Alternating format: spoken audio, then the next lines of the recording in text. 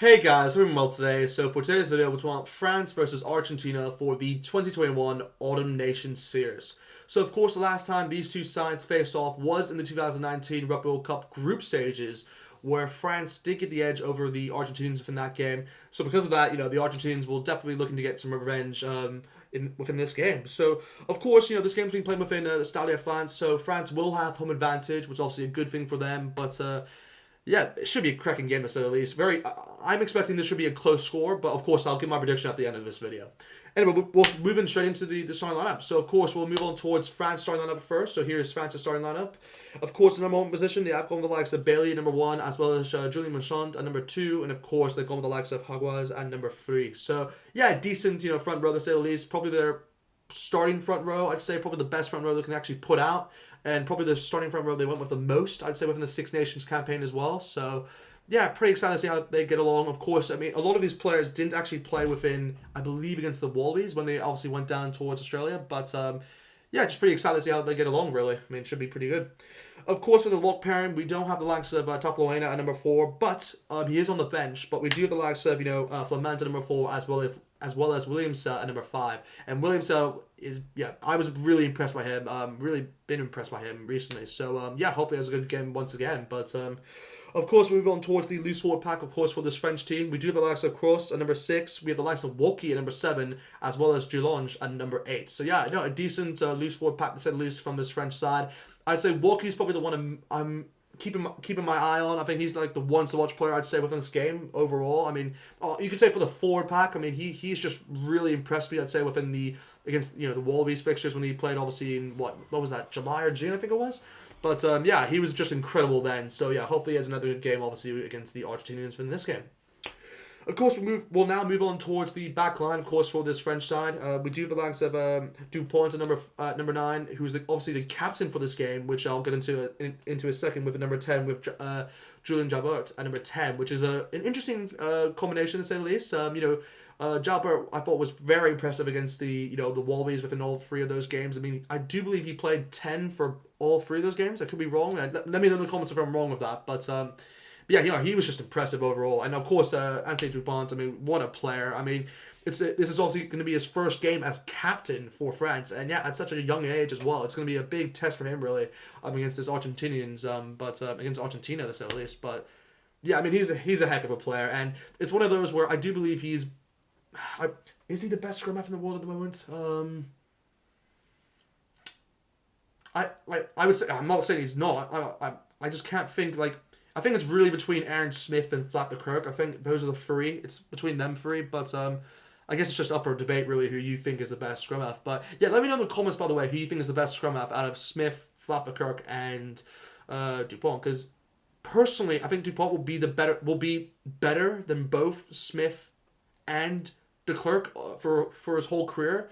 But if you're talking about at the moment, I think Smith, in my opinion, is still the best scrum half. Just the way he's just kind of carried himself, throughout the start of his career towards the end, he's still incredible. So for that reason, I have to give it towards Aaron Smith. But I mean, Flap de Klerk, by the way, brilliant scrum half. I mean, he's Springbok, so I have to kind of support him in that sense. But yeah, Dupont is just incredible, to say the least, and yeah, pretty happy for him to get captaincy. But of course, we'll now move on towards the centres for this French side. We do have the likes of Ntamack at number 12, which is a very interesting, you could say, very interesting choice, to say the least, as they've gone with a 10-12 combination of two, you could say, fly halves with Julien Jabert as well as Ntamack at number 12. So yeah, very interesting to see how that gets along, because England, within the past, obviously within the 2019 World Cup, went with the likes, a similar combination with Ford and Farrell, and that in my opinion, I think that did pretty well. So, and this is obviously a younger combination than that, and I think it's better. So yeah, I'm actually pretty excited to see how this gets along. And if this works, then yeah, I mean, I won't be surprised if France goes with this kind of lineup, for this back line, you could say, or this combination for the obviously for the Rugby World Cup up and coming. But yeah, pretty excited to see how that gets along. Of course, the other centre, we do the likes of Ficou, number 13, so kind of a usual position for him, and should have a good game, to say the least. For the wingers, we do the likes of Villarreal, number 11, who was very impressed against the Wallabies. Again, very impressed by him. Obviously, a sevens player who's obviously kind of transformed himself into the starting lineup for this French side. So yeah, he's just a brilliant player, to say the least. Of course, number 14, we do the likes of Penond. Yeah, brilliant, to say the least. I mean, he's just, I can't really say more about him. He's he kind of reminds me of, in a funny way, of Will Jordan for the All Blacks, just how he's just able to score tries constantly. But yeah, I mean, I wouldn't be surprised if he gets at least a try in this game for sure. I mean, and of course we do the likes of Jamant at number 15, who again was very impressive against the Wallabies earlier, I believe, in July. So yeah, hopefully it's another good game within this game. But of course, that's kind of it with the French lineup. We'll now obviously move towards the Argentinian lineup. So here's Argentina's starting lineup. I'll run it by you guys right now. So, of course, number 1 position, we do have the likes of Gallo. At number 2, we do have the likes of Julian Montoya, who, of course, is the captain for this Argentinian side.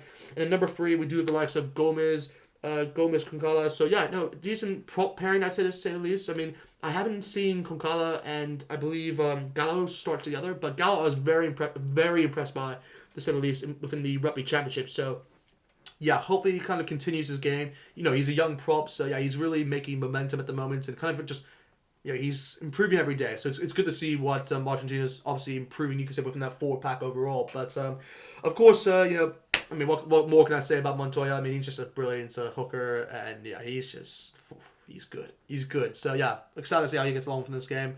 It should be a very good contest between Montoya as well as Marchand. So yeah, I'm not sure. I think Montoya actually might get the edge over Marchand, but obviously that's just my call. But we'll have to wait and see. But of course, with the lock pairings, we do have the likes of Gino Petty at number 4, as well as Thomas Lavini at number 5.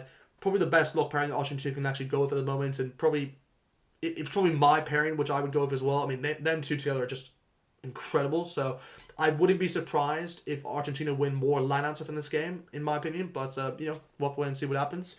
Of course, with the loose forwards, I have, you know, obviously we do have the likes of Pablo Matera number 6.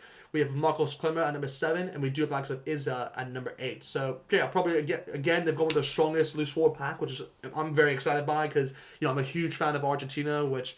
Yeah, I can't believe I don't have Argentina's jersey. It's one of the only jerseys I actually don't have, and it's, yeah, I'm still in the search for it, guys. If for any Argentina fans obviously watching this, it is the one jersey which I haven't got yet from International Rugby, which I really want. So yeah, I'll get that soon for you guys. But of course, we'll move on towards the back line at the moment for this Argentina side. For the number 9, we do the likes of Cupelli, linking up with the likes of Caceres, Santiago Caceres, at least, at number 10. So, yeah, very excited to see how this gets along. I mean, this is probably the best. I believe Cupelli, did he play with? I don't think he was available. I could be wrong in saying this, but I don't think he played within the Rugby Championship. So, well, I don't believe he played with Caceres. So, I think this is the first time they're actually combining with each other, which, in my opinion, is probably the best combination Argentina can actually fill out. Obviously, with Nicolas Sanchez no longer, you can say, the starting 10. So, yeah, very excited to see how this gets along. Of course, for the centers combination, they have gone to the likes of De La Fuente as well as Moreni. So, yeah, probably they're the standard, you could say, center combination, and very good centers to say the least. I mean, particularly De La Fuente, I've been very impressed by him, I'd say, within the Rugby Championship, but Moreni obviously should do pretty well as well.